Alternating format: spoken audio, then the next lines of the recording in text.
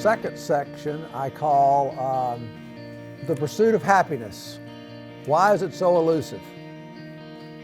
And where I start is by asking the question, have you ever given this much thought? When you look into a man's life, what is it that they really want? I said, because that's kind of what we do at the center, is we try to help men figure this out. And what I've concluded is that most men in our culture are focused on three things: achieving, particularly out in the workplace, accumulating financial resources, and experiencing, going hunting or playing golf.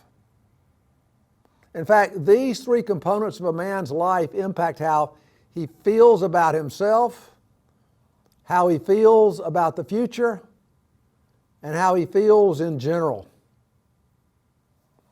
And we are a culture that's into feelings. And we have elevated the pursuit of good feelings into a philosophy of life.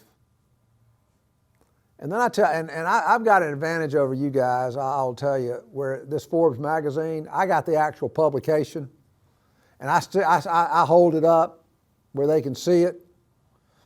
But basically, it was a special edition celebrating 75 years as a publication, and the title of it, it's right on the front of the magazine, is Why We Feel So Bad When We Have It So Good.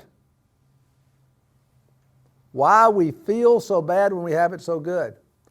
And the entire publication was a series of essays by philosophers and social scientists analyzing the mood of America and asking the question, why people don't feel good about themselves and their lives in general, even though we live in such prosperity? Why is that? And then I share about this fascinating book, which I have in my office. It was written by a very well-respected journalist whose name is Greg Easterbrook. I have it too. You have it too. It's a great book. He wrote for Time Magazine and The Atlantic. He's very well thought of. And the book is The Progress Paradox: How Life Gets Better While People Feel Worse. And listen to what he says. People are not feeling better today, but worse. Throughout the United States and Europe, the incidence of clinical melancholy has been rising in eerie synchronization with rising prosperity. Adjusting for population growth, unipolar depression, which is simply the condition in which a person always feels blue, is today 10 times as prevalent as it was 50 years ago. So you have to wonder, what's going on here? Easterbrook says that modern people equate happiness with their feelings, and we generally look to pleasure primarily to produce good feelings. And that's why I come back. I think that modern people have elevated the pursuit of pleasure into a philosophy of life. It dominates their life. Now, this really comes from the work that we do, and just in talking to all the guys that work here. And the center was founded exactly 23 years ago. But one of the things that we've noticed is that there are three natural tendencies that can creep into a man's life when we allow the pursuit of good feelings and pleasure or pleasurable experiences to dominate our lives. First, this is a biggie, we develop a lack of self-discipline and self-restraint, because anything hard and rigorous doesn't produce good feelings on the front end. And yet we fail to realize that at the heart of being a man of character is all about having the ability to restrain your desires, to be able to say no sometimes.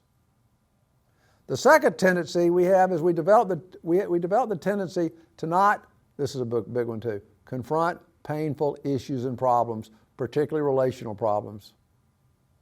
Because I think sometimes we falsely believe if we leave our problems alone, maybe they'll go away. And then finally, we have this tendency to become incredibly self-absorbed. The new buzzword is narcissistic. And that my pleasure and my happiness is more important than anyone or anything else. And so I think you can guess what the ultimate outcome is. I mean, think about this. I had this conversation with my sons, I remember several years ago. What do you think happens to a person who has no self-discipline, does not confront his problems, and is totally selfish? The result is they become miserable. They become unhappy. They're pursuing happiness, and yet they're finding misery. I think this is what you see in our country. People pursuing happiness, and yet are finding it to be so elusive. As one noted therapist put it, the great mistake of modern man is to confuse pleasurable experience and feeling good with happiness. After 20 years of counseling, I can tell you that the main thrust of too many lives is an overemphasis on feeling good instead of living wisely. In the process, a life of character is often abandoned for the pursuit of self-gratification. The result is a life full of thrills and good feelings, but eventually it is accompanied by a host of destructive consequences. And yet people will continue to make that trade-off and then will complain bitterly about the price they have to pay.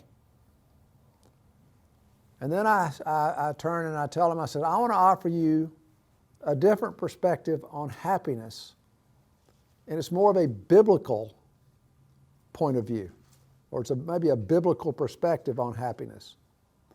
And then I have them all turn to Mark 8. So if you would turn to Mark chapter 8. And now we go from reading silently to reading out loud. And so I would ask one of you to read verses Mark 8, verse 34 and 35.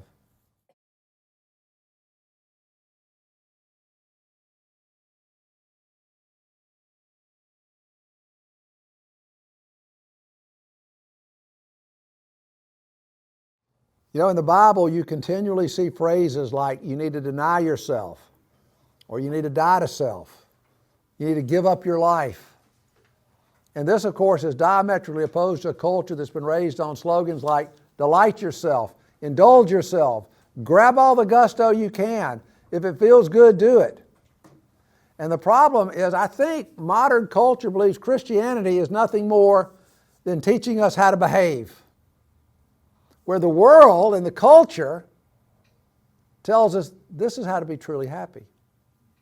And so what's happened is that so many people have come to assume that the teaching of the Bible ultimately will keep you from being happy because it wants to deprive you of all that would make you happy. And so many people, therefore, are suspicious of Jesus, that he is a thief that wants to steal my fun and happiness away from me. And then I ask them, do you see him that way? And then I remind him, I says, you need to know what he tells us, though. In John 10:10, he says, the thief comes to steal, kill, and destroy.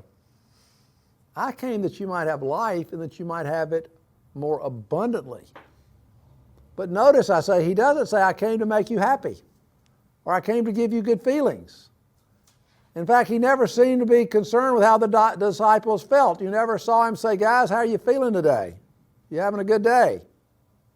He always focused on the heart and the soul and how crucial it is to know wisdom and truth. But most significantly, he wanted us to focus on our relationship with him.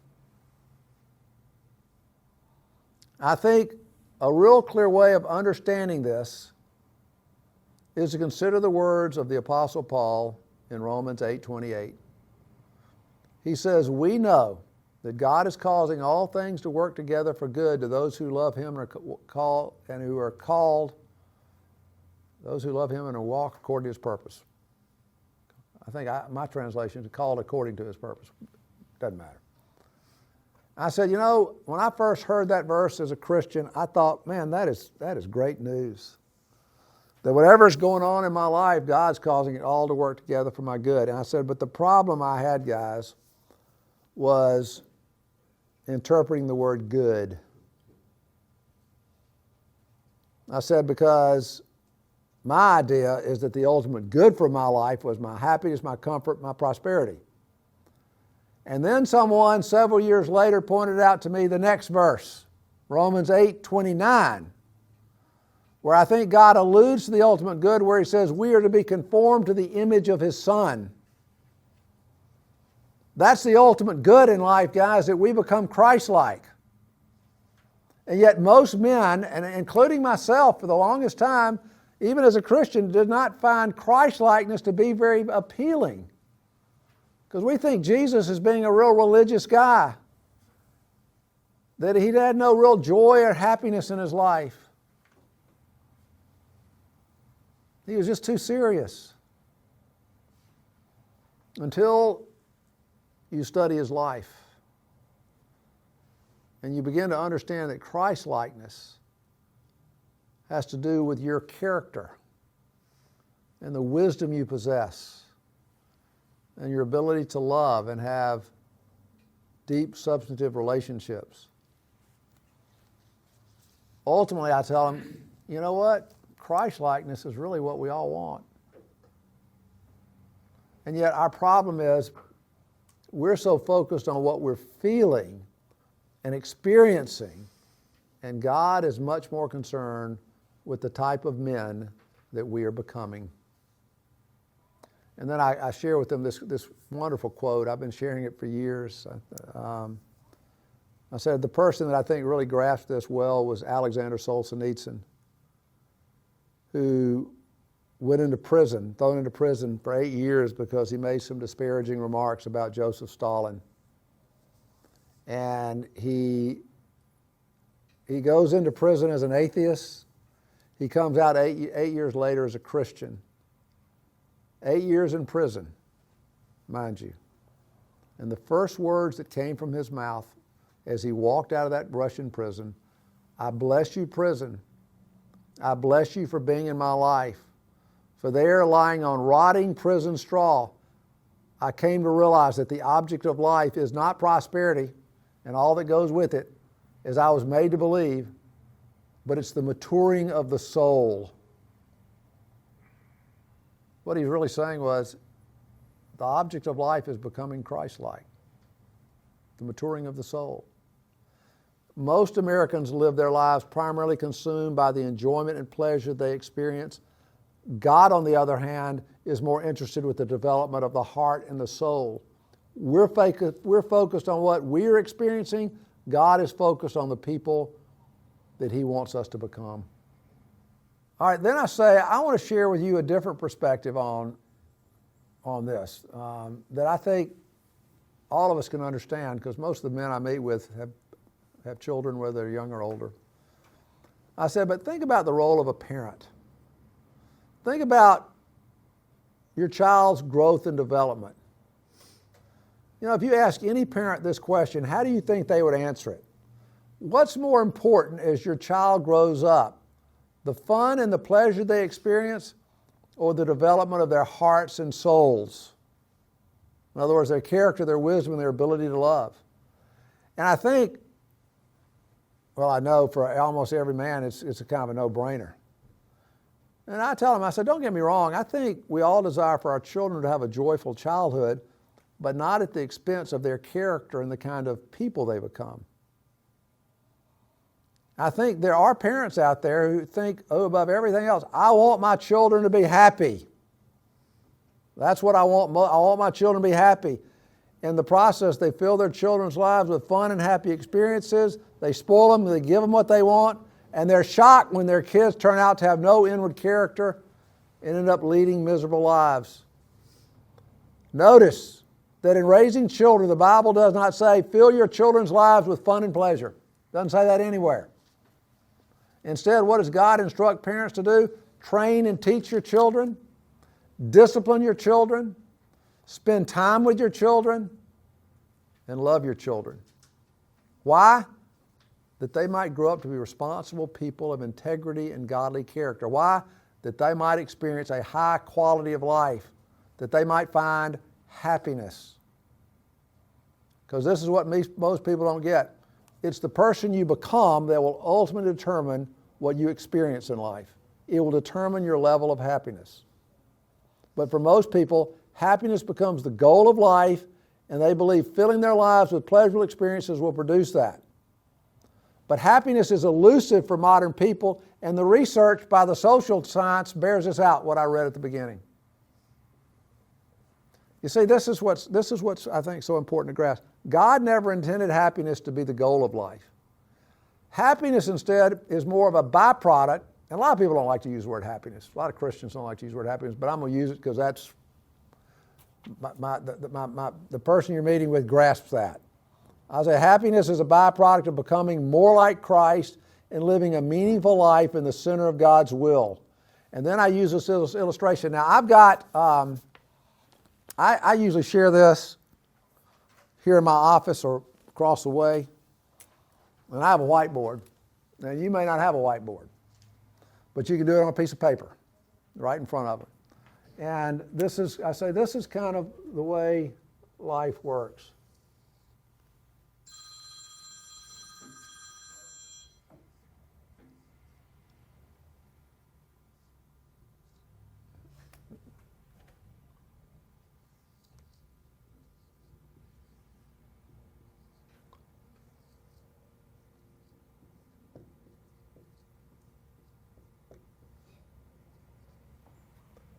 All right, this is us. This is God's objectives. And the objective that we are considering is Christ-likeness, becoming like Jesus.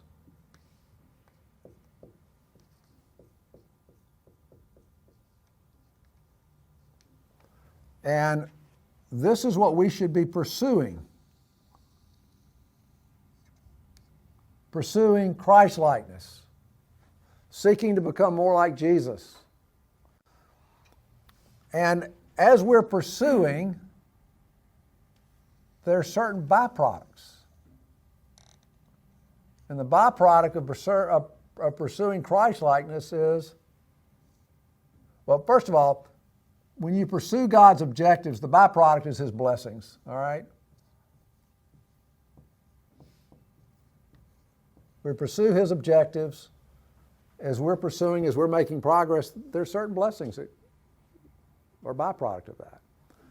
In this particular instance, when we become more and more Christ-like, the byproduct is happiness.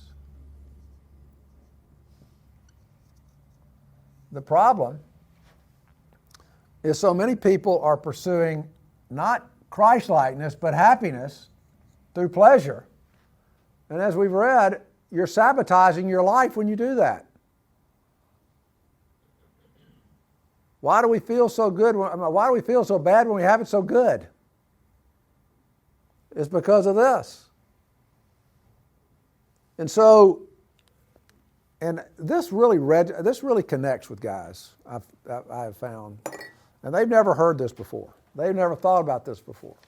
The idea of Christ-likeness is just foreign to them. But understanding what Christ-likeness is resonates. They get about being a man of character and having great wisdom to make good decisions and choices and to have great relationships because you have the ability to love. And again, I realize this isn't part of the lesson, but it's kind of like I've discussed this with my children. I had this conversation with my two boys, and I said, contrast a man's life who has strong character and therefore usually a great reputation, has wisdom, makes really good, sound choices and decisions, and has great relationships because he knows how to love. Contrast that with a man who has no character, who is rotten, who makes terrible choices and decisions, and you've seen it, and doesn't have any really good relationships. What kind of life does that leave you with? It's a miserable life. And so the way that I end this, I just threw that in. The question, and they asked this question, I get this question, so how do I do that? How do I become that way? How do I become Christ-like?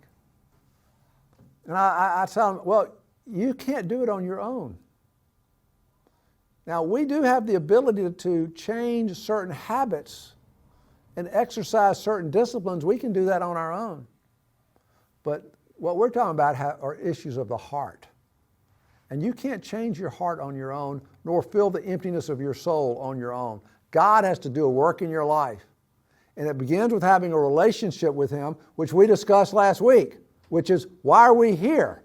To be in relationship with God. You see, I tell them, and I end with this, the deeper we go into our relationship with Him, the greater the transformation we will experience in our lives. And so based on what we've said today and what we said last week, our relationship with God is of critical importance. And next week we'll talk about how basically to experience that relationship, how to find that relationship. And that's when we will go through the gospel message. Any comments or questions? Usually at this time, these guys are hooked. They want to know. They want to know more. And generally they realize my life's not really working that great. Usually that's why they want to go through this study. And so, if you can get them through the first and second lessons, they're in. Comment or question?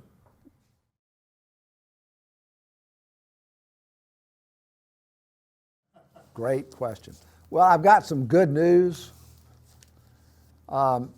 We have this guy that I met with Monday became a Christian. All right?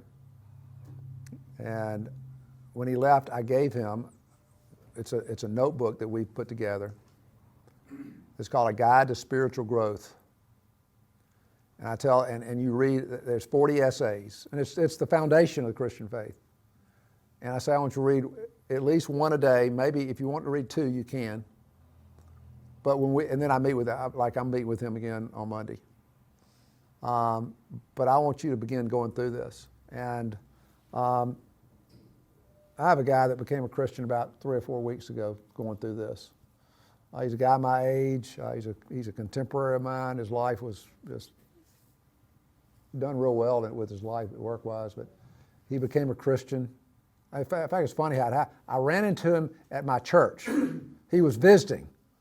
And I asked him, I said, would you want to go through this? In fact, he's a good friend of Tommy Mayfield's dad. And I said, Tommy and I would love to go through it with you. And he was all over it. Anyway, he told me recently, this has been through, he says that guide to spiritual growth has been incredibly helpful. So that's been always my biggest concern. A guy becomes a Christian and you send him out, and historically I've had this it's kind of a Bible. It's called Time with God, and it's good. It's good, but it's just really reading through they have a New Testament reading and an Old Testament reading and then a commentary. And it's good, but it doesn't really strike at the heart of where this person is having just become a Christian. So, and we will make those available to anybody that wants them. In fact, we're still I'm trying to get all the guys, like Phil and them, to read it and critique it, because we can probably make it a little better. We might even add some material, but it's kind of hot off the press. It's new, but at least it gives them something, and they can go through and read it. And when I come back and see him on Monday, and I'm assuming that and usually they do what you ask them to do. I think that he will have made a little progress in a week. But that's a critical part, is not just say, well, good luck. Is usually I personally meet with them for a period of time.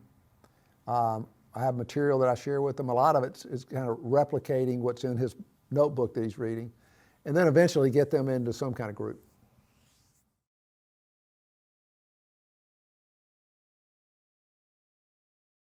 Well, personally, I think that's what God has charged all Christians to do, to go out and make disciples. And this is the process. You got to become a Christian, and then you disciple them so that they do become disciples. So I think that's the challenge. And the great thing is somebody says, well, I just don't know what to do. Well, I said, well, we can show you what to do. We can show you what you can go through with a person. And but that's a really good question. And but I think that this is something that all believers should be thinking about how to do it. That's why even another way is, even if nothing else, you can say, would you read this and let's maybe meet and talk about it. This lays it all out. I prefer not to do that. I prefer to go through this with them. But sometimes, this is a way to, if somebody said, well, I'm not really sure I want to go through that, well, I said, well, would you read this? And then meet, and then let's meet. And they might do that.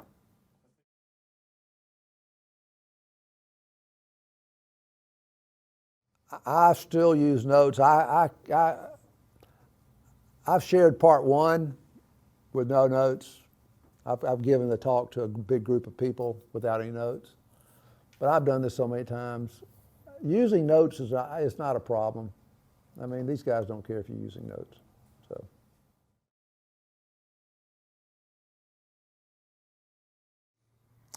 Well, the guys that's check the box at these breakfasts, I think there's a kind of a curiosity. I think that they realize that I'm nowhere spiritually.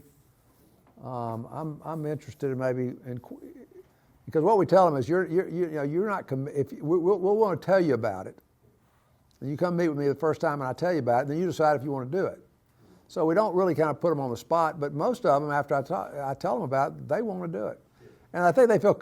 I think doing a one-on-one or even a one-on-two, if you know the other person, gives them a certain degree of comfort. Okay. So. But the reasons that men choose to do this, I'm sure there are a variety of reasons. But I think ultimately there's some kind of curiosity that they know that I'm not a Christian, or I'm not there, or I want to know more. I want to know and understand this more because I don't understand it. I'll tell you an interesting. I have gone through section 3 before, and I've had guys say, "I've never heard this in my life." I mean, just the basic God. I've never heard this in my life. I've been going to church all my life. I've never heard this. And one guy say, this guy grew up going to church. He said, I've never heard this in my life. I think I'm mad about it. Meaning, I can't believe nobody's ever told me this.